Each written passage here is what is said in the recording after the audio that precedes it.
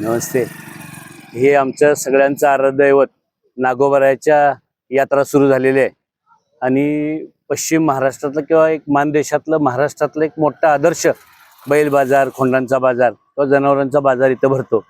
मी बऱ्याच दिवसांनी इथं आलोय. मला आठवते लहानपणी किंवा शाळेमध्ये असताना, कॉलेजला असताना 8-8, 10 दिवस यात्रा चालायची आणि सगळ्या या यात्रेच्या निमित्तानं बैल बाजार एवढा मोठा भरतो इथं. मी लहानपणी पण बघितले, आज सुद्धा बघतोय. आज सुरुवात झाली आणि एवढ्या मोठ्या प्रमाणात जनावर आलेत. या सगळ्या भागामध्ये साधारण या म्हणजे 4-5 मानखोऱ्यामध्ये सगळी लोक जनावरांच्या बाजाराच्या दृष्टीनं बैल घ्यायला, काही आपली स्वतःची जनावरं विकायला या नागोबाच्या यात्रेमध्ये येत असतात.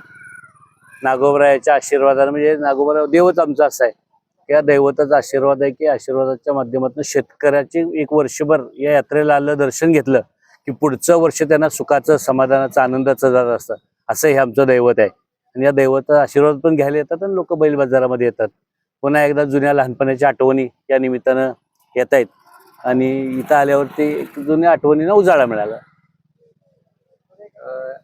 या बाजारामुळे नक्कीच बैलांना नवी ओळख, ग्लॅमर मिळालेला आहे किंवा शर्यतीचे दर देखील वाढलेले, शर्यतीमुळे बैलांचे दर देखील वाढलेले आहेत. दोन्ही 2-3 गोष्टी आहेत. म्हणजे एकतर शर्यतीपुरताच हा विषय नाही, हा खऱ्या अर्थाने शेतकऱ्यांच्या जीवन मरणाशी निगडीत असणारा प्रश्न आहे. मी सातारा जिल्हा मध्यवर्ती बँकेचा जो उपाध्यक्ष म्हणून काम करतोय, मला माहिती आहे साधारण करोडो रुपयांची आम्ही ह्या जनावरांच्या खरेदी विक्रीसाठी करोड रुपयांची उलाढाल सातारा जिल्हा मध्यवर्ती बँकेतनं होत असते. आम्ही कित्येक गाई गोटे असतील, कित्येक म्हणजे जनावरांच्या बाबतीमध्ये जनावरांचे गोटे असतील, यासाठी जिल्हा मध्यवर्ती बँकेतनं आम्ही कर्ज पुरवठा केला आहे. अण्णासाहेब पटेलमधनं केला आहे. काही धनगर समाजाचे आमचे बांधव आहेत, यांना वसंतराव नाईक भटकीमुक्तच्या माध्यमातून करत असतो.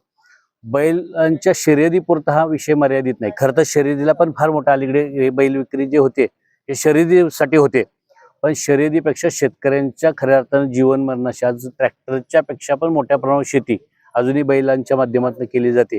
याला सुद्धा उपयुक्त ही जनावर आहेत आणि दोन्ही आहे. म्हणजे शर्यती बरोबर शेतकऱ्यांचं जीवनमान उंचवणारं हे सगळ्या जनावरांचा बाजार आहे आणि मनापासून या बाजाराच्या निमित्ताने मी शेतकऱ्यांना शुभेच्छा देतो.